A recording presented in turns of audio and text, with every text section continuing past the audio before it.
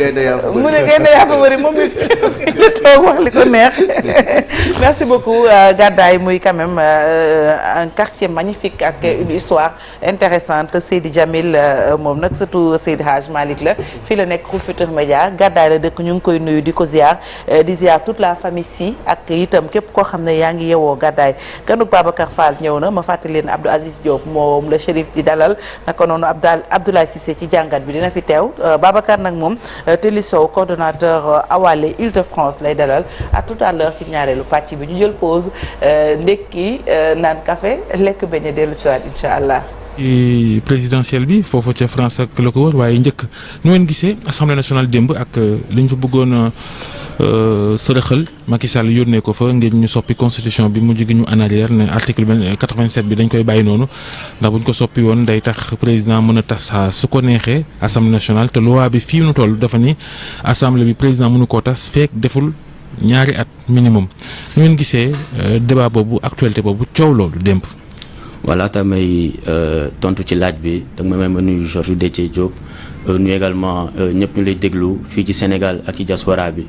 man comme ni nga ko waxee rek je suis le coordonnateur de Awalé Île-de-France parce que fu mu toll nii Awalé mu ngi am liggéey bu am solo parce que actuellement on a plusieurs délégations partout dans le monde muy lii di France lii di Belgique lii di États-Unis lii di Canada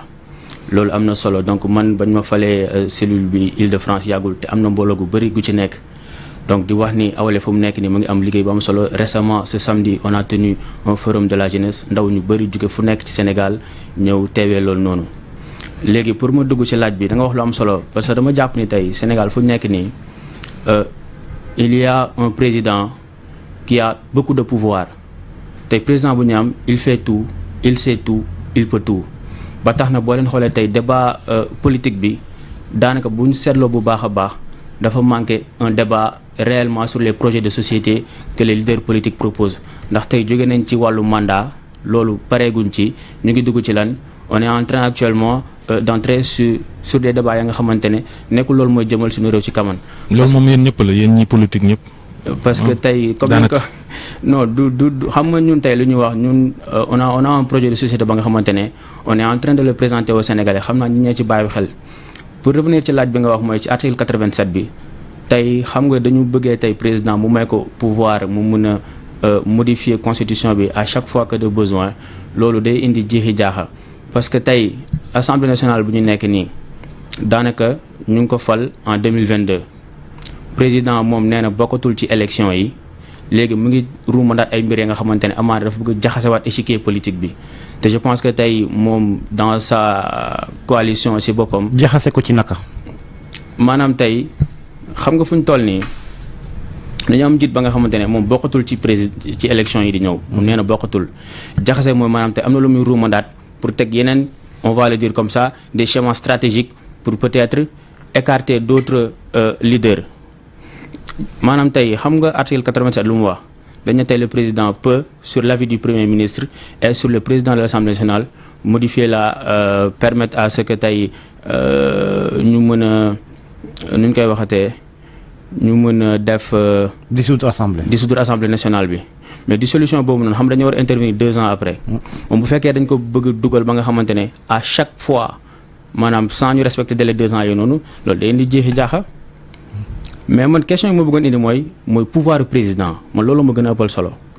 en fait il faut que ñu arriver à un moment où le président day am moins de pouvoir pour que la gestion de l'État loolu li nga wax ni am na solo de pouvoir yi président yor lu ko neex dogal am droit de vie et de mort entre guillemets sur tout le monde loolu opposition bi ci boppam gisuñu mu ci insister pour xool nu ñuy wàññee doole président ndax opposition bi ñu bëri ñu ngi yaakaar falu ñoom it am les mêmes pouvoirs di doxal. wala am déet. c'est un débat boo xam ne yéen waa opposition bi du ngeen ci xuus. non ñun xuus nañ ci bu baax a baax xam nga tey téere bii ñu bind mooy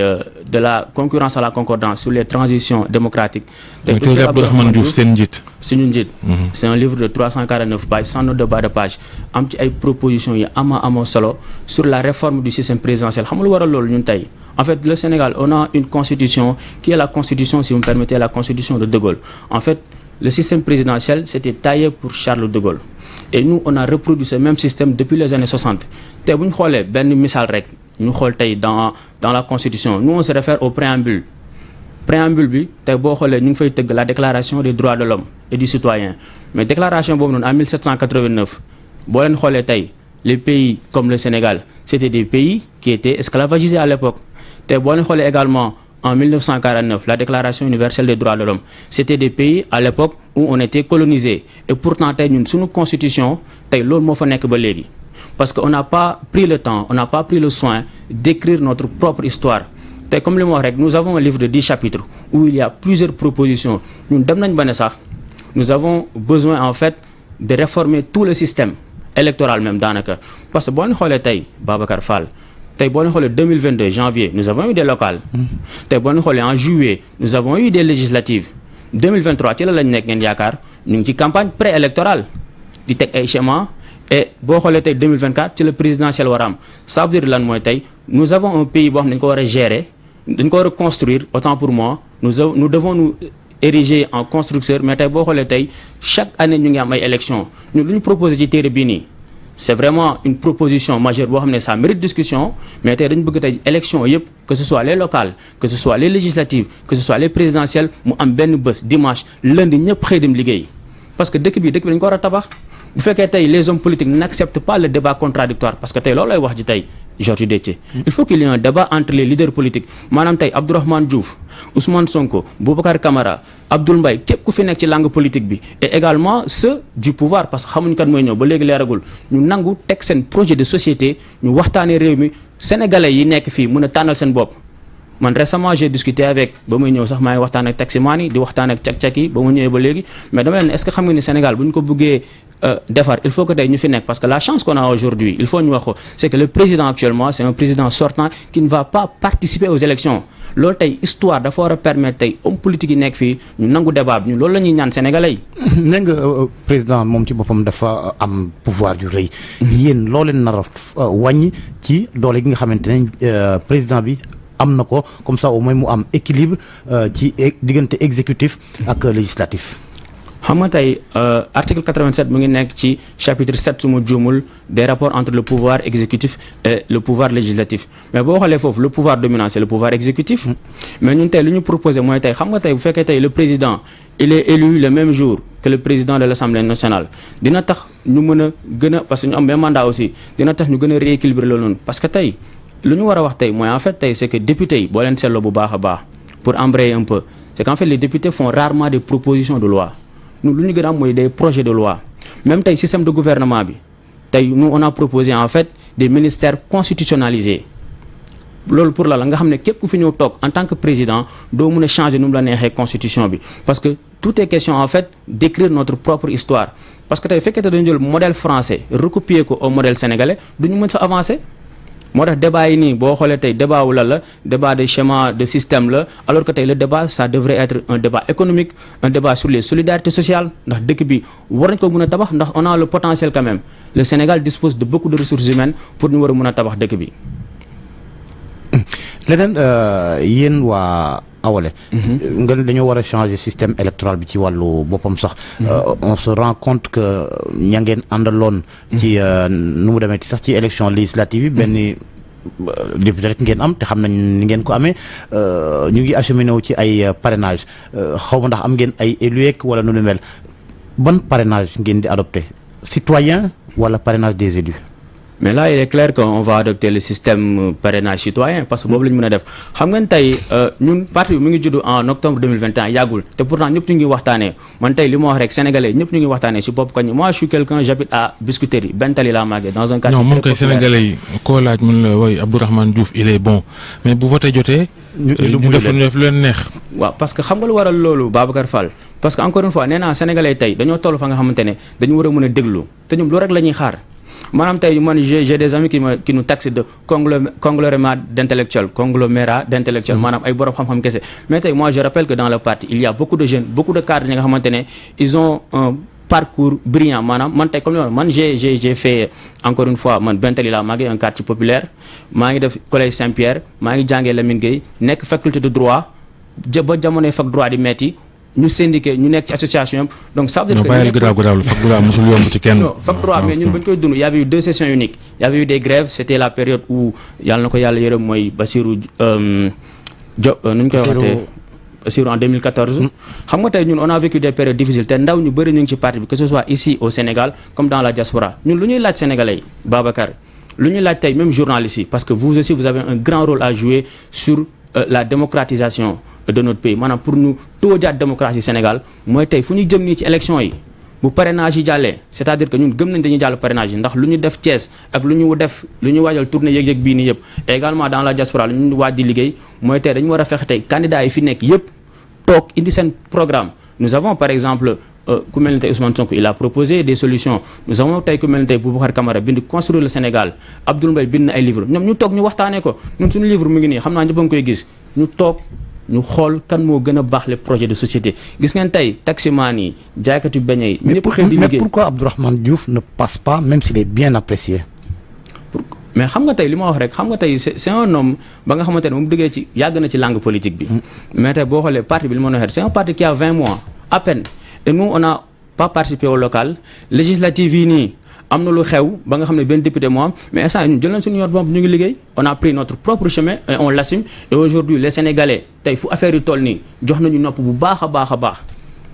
loolu mën na bàyyi xel te man bëggoon naa embrayé ngeen may ma xanaa 2 secondes rek parce que yaa ngi koy wax sànq Babacar Fall ci wàllu président yi xoolal ñun lu ñu bind nga may ma rek ma lire ko du jël 2 secondes mu ne ñun certains voudraient être élus dans les mêmes conditions avec les mêmes pouvoirs que leurs prédécesseurs ils veulent être des demi-dieux pour régner comme tout le monde ce n'est pas notre cas nous voulons un président à taille humaine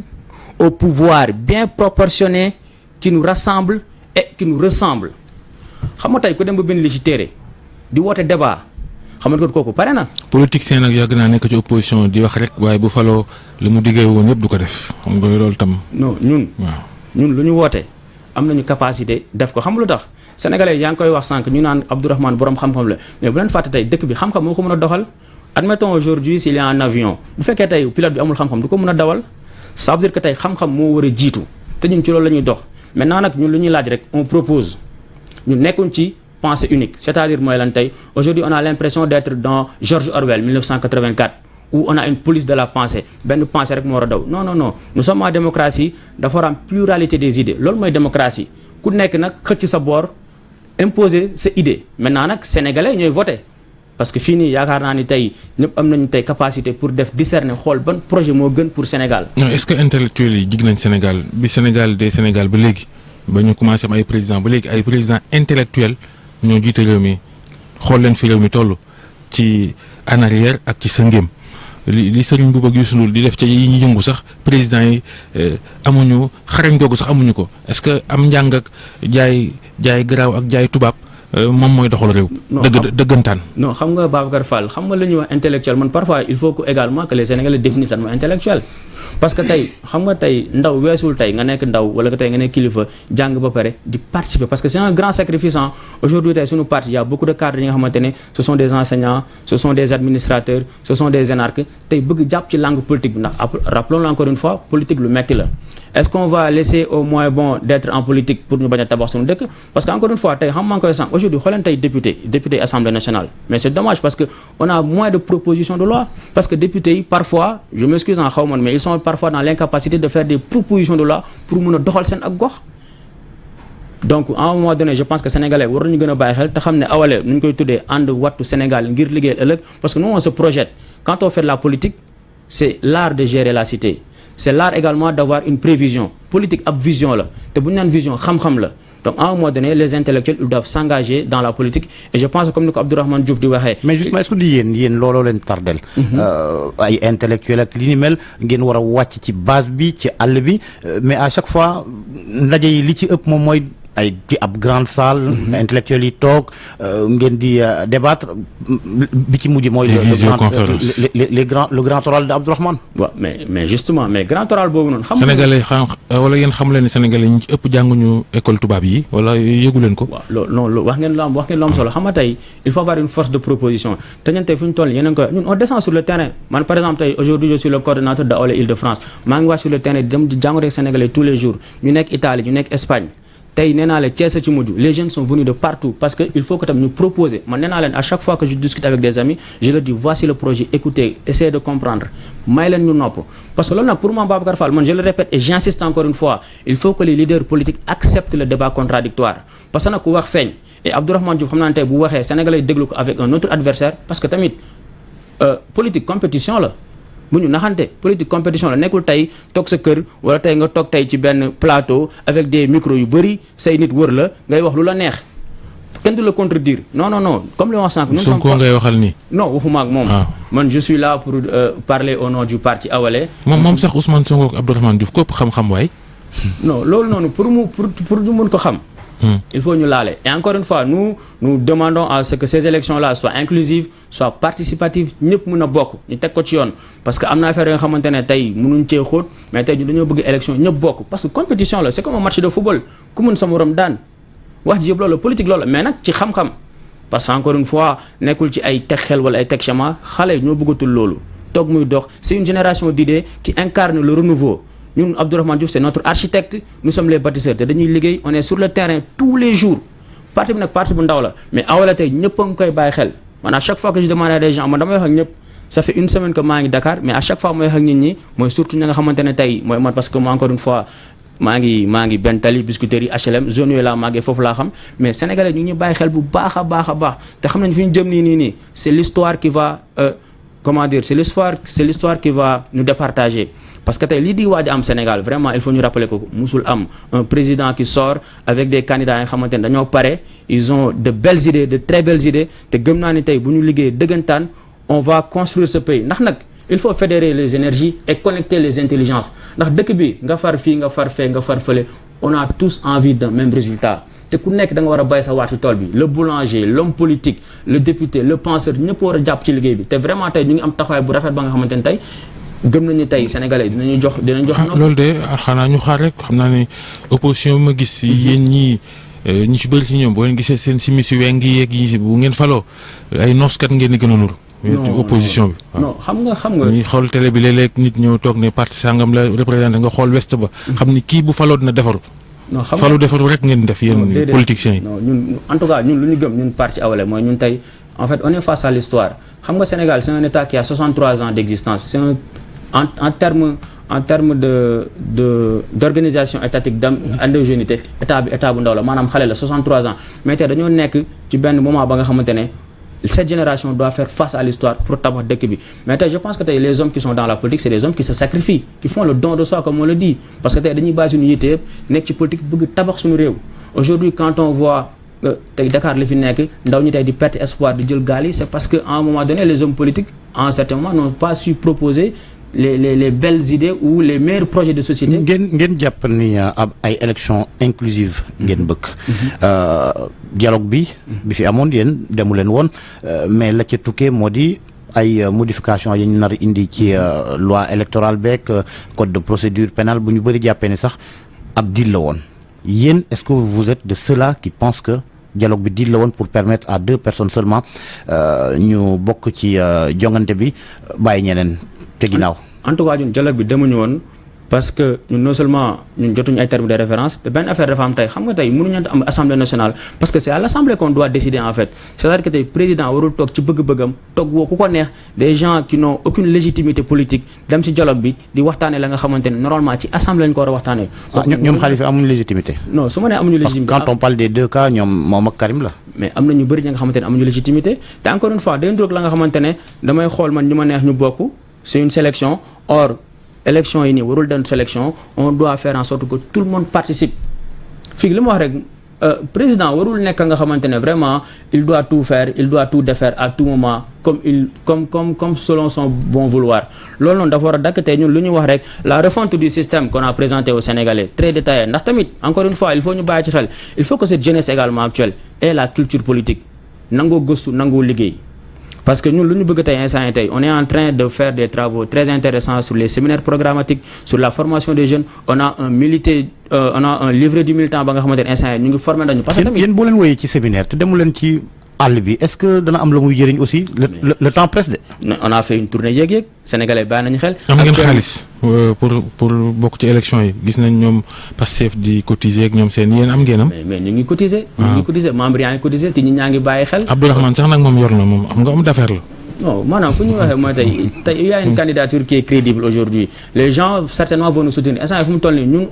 on met notre argent dans le parti politique. jërëjëf waaw di la jërëjëf merci beaucoup. yéen Téli Sow bokk ci parti Awalé yaa ko jiite foofu ca Île-de-France ca Paris ca France jërëjëf Georges Déthié Diop jërëjëf Soxna Fati. RFM matin.